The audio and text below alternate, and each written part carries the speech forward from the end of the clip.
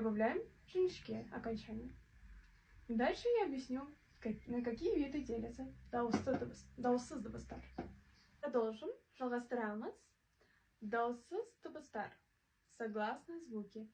Дауссыз дыбыстар у нас делится на 3 вида. Это у нас нд сонорный. Входят такие звуки, как ксха-и, л, м, н, н. Читается как н, р, у. У нас в некоторых случаях бывает дауста, в некоторых случаях бывает дауссыз, согласный.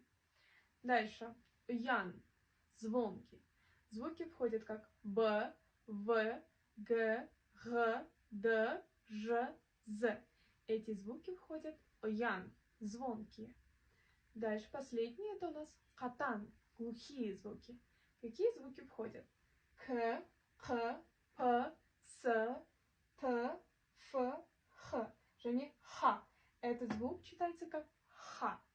Дальше. Ц, ч, ш, щ. Вот эти звуки входят в катан. Глухие. Также нам нужно знать, какие их виды, потому что чаще всего глухие звуки притягивают к себе глухие окончания. И остальными также. Звонкие притягивают звонкие. нд притягивает к себе нд окончания. И также гласные звуки притягивают к себе сонарные нд окончания. Вот.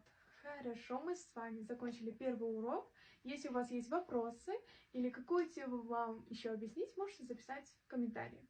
Жду ваших комментариев. Также поставьте лайк и запишитесь на наш Инстаграм. Также записывайтесь на курс.